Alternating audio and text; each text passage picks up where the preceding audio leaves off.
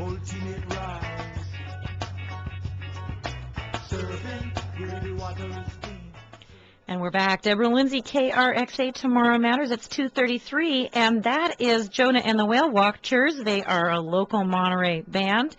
You know I love to play my local music. If you would like to send in your CD or let me know that you're out there, even if you just want to drop me a note about the show, we'd love to hear from you. That's at tomorrow@deborahlindsay.com.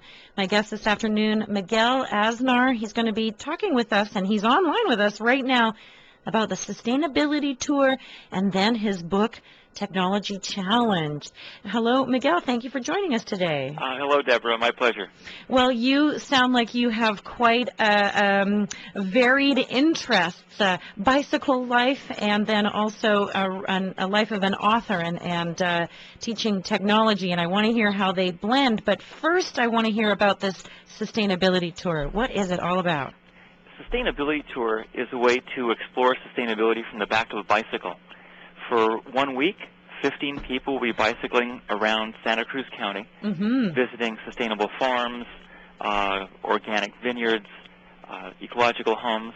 And rather than just passing by, we want to get a little bit deeper and ask the farmers and vintners and gardeners, what can they teach us about living gently on this earth? And so you've pulled this together. When is it happening? August 3 through 9.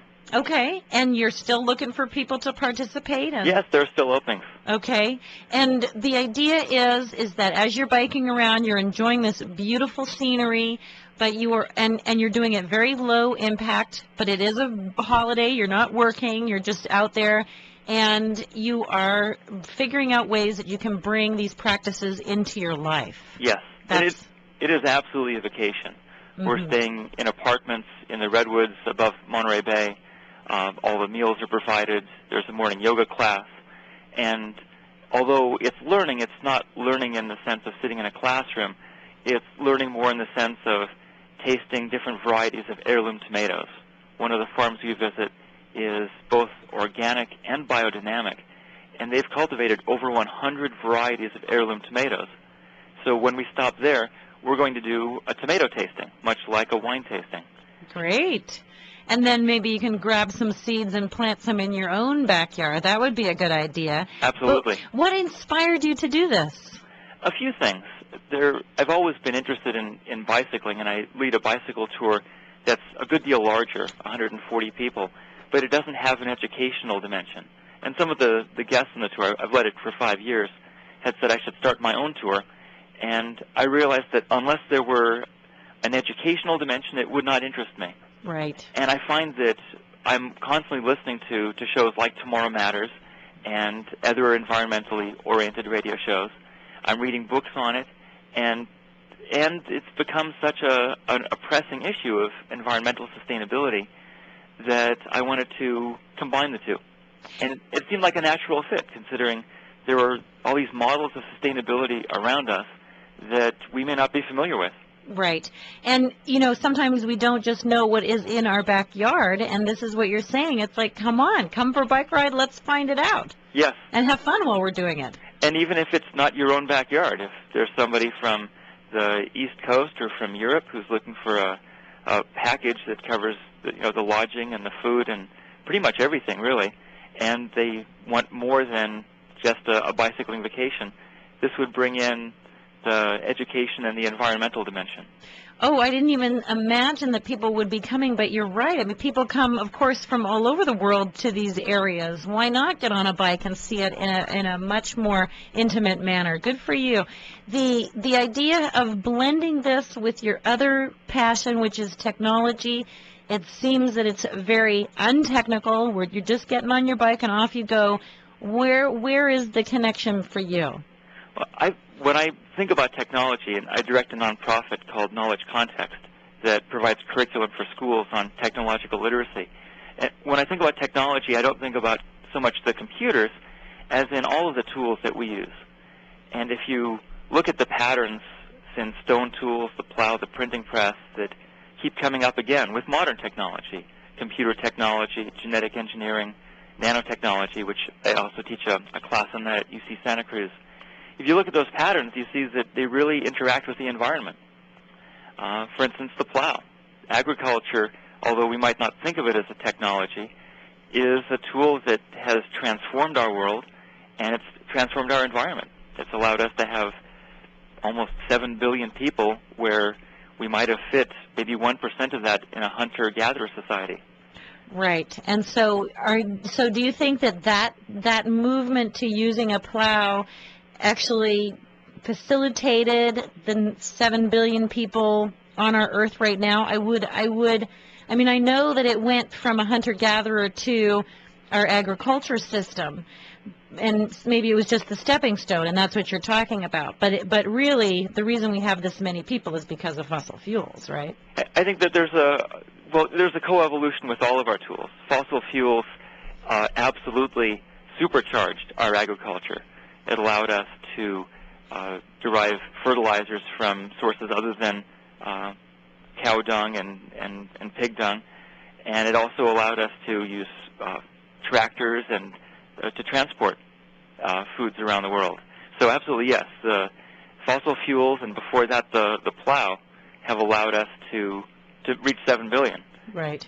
And so I don't think I really answered your question about how did I get from technology to sustainability tour. So to try to address that, the technologies that we have in our lives are changing our world. And if we look back 10,000 years, it's obviously had huge impact. But the changes are still coming, and our choices about which technologies to use are still being made. It's largely a matter of are we doing so consciously or not. So with the school curriculum, we encourage conscious understanding and evaluation of our tools. And with Sustainability Tour, again, we're largely doing the same thing, but there's no classroom. And instead of a classroom, we have wine tasting and bicycles. But we're looking at what are the tools around us, whether it's techniques of organic farming or it's approaches to producing soaps or other products. And it's helping us to be in a better position to decide which of these technologies are good for us or for our community or for the environment, for that matter. Okay, so let's look at this. You say the evolution of our choices right now, we are trying to get away from fossil fuels, and we could make the choice to pursue a hydrogen economy, replace the personal car, go to public transit, or we could go to solar-powered electric bicycles. I mean, that's what you mean as far as, all right, these are our choices to deal with this issue of declining fuel, fossil fuels. And let's have an open dialogue while having a good time, while looking at how feasible it is to have a bicycle culture, and see, well, how will we as a group continue forward? Is that what you're trying to do? That is. Mm-hmm. And one aspect that I should point out is that it can be joyous. We're not approaching this as a matter of what do we have to sacrifice in order to be sustainable? Right. Because that grudging sacrifice is itself not sustainable. We want to visit people that are really, they're enjoying themselves living in a sustainable manner. And as we're tasting the herb teas or the honeycomb from their garden, we may well say, you know, this is better than the non-organic product that's shipped thousands and thousands of miles. So if we're getting a visceral sense of the pleasures of things like local and organic foods and bicycling, which gives us the appetite to enjoy lots more food, then we may each return home at the end of the week and decide there are maybe 10 things out of the hundreds that we've experienced that we would really want to adopt into our lives, and then start modeling for the people around us. Right. And is this the first time you've done this sustainability tour? This is the very first sustainability tour, yes. And I'm sure you're hoping that it's going to take off, because I love the concept of showing people and then they can take it into their lives. Yes. Which is probably exactly why you're doing it. It is. And having a little break yourself from life, huh? Yeah, it's going to be a terrific way to spend a week. And the visceral sense of pleasures, I love how you say that, because that is exactly what I think coming back into our local communities is about. And then not giving up, not feeling that we're sacrificing. Do you think that there are technologies right now that we could choose that would be more of a sacrifice if we chose that one versus the other? Because we are looking at a bunch of choices, and it's hard to know at this point. Boy, that's a loaded question. That's a big question. Right. I definitely appreciate the complexities of our choices. Mm-hmm. When people point out that we need fossil fuels, technically I'd agree with that. There are lots of ways in which we would be very hard-pressed to replace them entirely.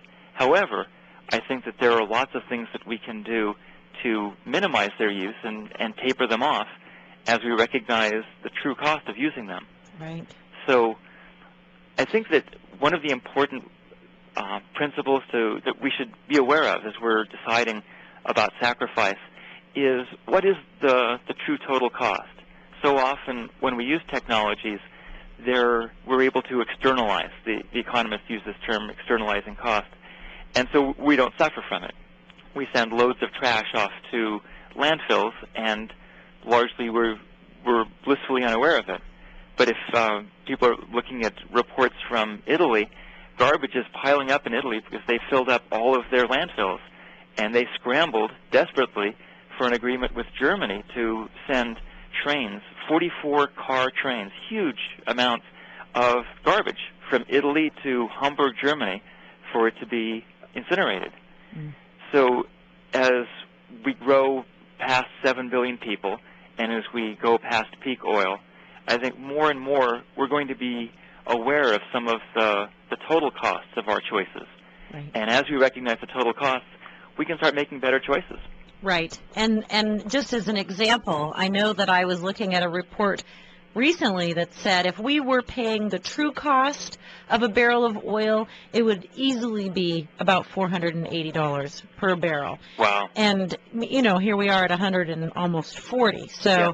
That's several times if we were paying the true cost, if we were calculating in those external costs. And that is the damage to our oceans, the damage to our atmosphere, et cetera, et cetera. And listen, we're going to take a very quick break. This is Deborah Lindsay on KRXA, Tomorrow Matters. And my guest right now that I have on my show is Miguel Aznar. And we're talking about a tour that he's putting together in August called the Sustainability Tour, a bicycle tour through the Santa Cruz Mountains. If you're thinking about going on a trip, that would be a great one to take. We're also blending that with this conversation of how to make good choices in technology, the evolution of our choices. If you'd like to join in, we would love to hear from you. The number here is 899-KRXA. That's 899-5792. Toll free, 579-2540. We'll be right back.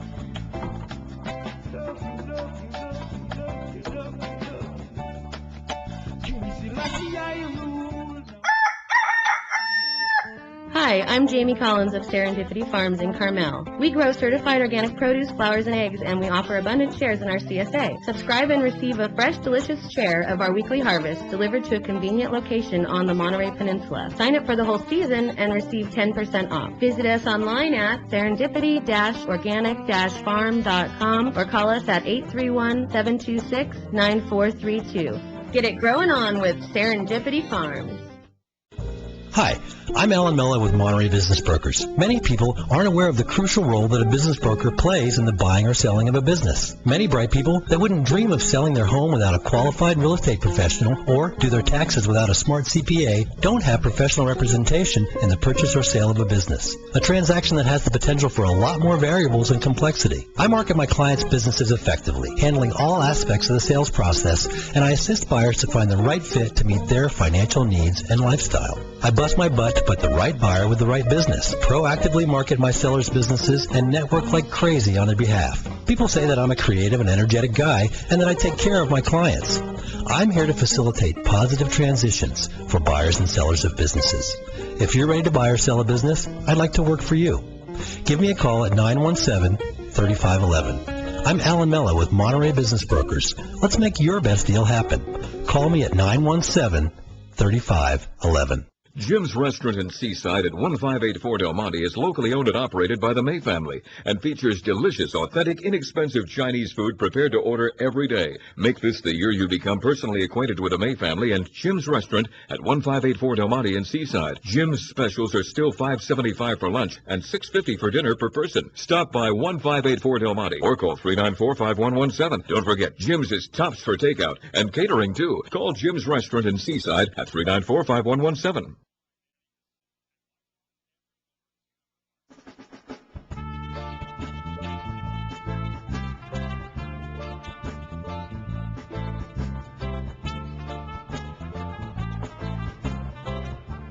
And we're back. Deborah Lindsay, KRXA, Community Bulletin time. And, of course, if you missed this, you want to find out more information, you can go to my Green Scene calendar. That is on my website, deborahlindsay.com. And that is June 10th, which is tomorrow evening from 5:30 in the evening onward. Laura Engman from the State Coastal Conservancy will be giving an update on the status of the San Clemente Dam and the recent actions of the board. So that's down here in Monterey, Carmel area. The meeting is going to be at 3945 Rio Road, just past the crossroads on Highway 1, east of Highway 1. To find out more, call 277-0544. It's very important that we find out what we're doing with this dam, so please do attend. That's tomorrow evening, June 10th. And my guest this afternoon, Miguel Aznar, and of course you have your sustainability tour. Give us that information one more time, Miguel. Our website is sustainabilitytour.com. Okay. And the dates? August 3 through 9 of this year. Okay. And it's based in Santa Cruz, California. And do you have anything else coming up between now and then? I'm doing another bicycle tour, but it doesn't have an educational component to it.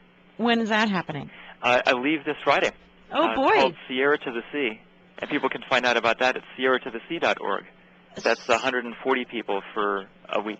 And you're going from where to where? We start in Bear Valley, up in the Sierra Mountains, and we work our way down through the California Gold Country, Central Valley, Calistoga, Wine Country, down the Russian River, Point Reyes, and then across the Golden Gate Bridge, and finally conclude in Golden Gate Park. Oh, that sounds fantastic. It is a beautiful tour. Okay, so say the website again. Sierra 2, as in T-O, the sea.org. Okay. And then the other thing that I often ask my guests is, well, what if people, my listeners, are just not able to come on these tours? They just, they have to work or it's not their thing. Sure. What are some of the ways that they can do, that they can weave in your lessons into their lives? I would say, and this is not my own statement, but I think it's common, I would say to be conscious about how we use technology, and in whatever choices we make them sustainable. So if we can recognize the ways that our actions are impacting the environment, we can choose those that have the biggest impact. For instance, I have a car. I don't get everywhere by bicycling, and I would find it very inconvenient to not have a car. But I'm able to structure my work and life so that many of my errands are on foot or on bicycle. Right. And so you're not just assuming every single time that you're going to use this form of technology. You're looking at all your options and thinking, okay, which one is appropriate for this moment? Yes. And that's a really good way to do it if you are at home and you're going, okay, today do it. And it might be, do I take the big car? Do I, how many stops do I make? Can I walk there? Can I bring somebody along with me? Can Exactly. I take my neighbor with me so that they don't use their car? So that's an excellent way to consider the use of technology in our lives. The more we do that, the more we're modeling and creating a change. Mm-hmm. There was a recent New York Times article called Why Bother by Michael Pollan. Mm-hmm. He wrote The Omnivore's Dilemma and The Botany of Desire. And one of the rhetorical question he asks is, why bother doing all this environmental, sustainable stuff when there could be somebody on the other side of the world in a developing country that's just going to burn more coal to offset whatever good you did? Right. And his answer is pretty compelling. It is that we need to do the small things that we each know how to do, because not only does it maintain an integrity within us, but it models for the people around us. It shows them that we can live rich, full lives doing these things. It can help them to join in. And as the politician sees that enough of their constituents are participating, then the politicians will no longer be afraid to make some of the big legislative changes that could have big impacts. And I've seen that article, and what impressed me about that article was that he didn't really weave in the doom and gloom too much. Don't Yes. I mean, he kept it pretty positive, which is what I hear what you're trying to do as well. It is positive. The message that I bring forth in my book, Technology Challenged, is really that if we're conscious of our technology choices, if we can understand the basic patterns that transcend technologies, because obviously we don't have time to learn the details of every single technology. We have lives to lead. But if we are understanding of those basic patterns, we can make much better choices. And if you think about how much the world has changed since agriculture came about 10,000 years ago, and how quickly technology is accelerating now, just imagine what the world will look like in 100 years. And those changes are based upon our choices, and our government's choices, and our corporate choices. So it's not just that we're going on for a ride. We're deciding what sort of world there will be for us. You know, I'm just noticing that you have a blog, Miguel, and I think that this is a really interesting way for people to be in a conversation with you about technology, because there's no way that we can cover everything. I mean, I would love to hear your opinion about nanotechnology, and I'm going to ask you about that. But I just wanted to throw this in because I wanted to point out your blog. It's knowledgecontext.blogspot.com, and because I think that my listeners could probably continue with you for a long time, particularly as I'm going to bring up this sticky situation at the end of our almost at the end. Yes. But I get nervous about nanotechnology, I have to admit, and it makes me think that it's something that we're going to lose control of, and that maybe we're going to lose control of ourselves to nanotechnology. Can you make any just quick comment on that? Nanotechnology is immensely powerful. It's also very broad and hard to pin down and define. And any technology that has immense power has power for both positive and negative. So I would not discourage you from being concerned about it, but also not to throw out the baby with the bathwater. We don't get rid of fire just because it can burn down a house. It's very useful to us. Right. Well, that's a really good analogy. And I've got a much longer answer. I just don't know how much time we have. Well, we have another couple of minutes, so keep going. Every summer I teach a month-long nanotechnology class at UC Santa Cruz for precocious high school students. And nanotechnology, one definition is anything with dimensions at about 100 nanometers, which is maybe 1,000 atoms across. Anything that has a dimension designed at that scale. So there are virtually everything in the world has, of course, dimensions down to that scale. Humans do. But we're developing the ability with our early 21st century technology and actually late 20th century to be able to control that and build things with this molecular precision.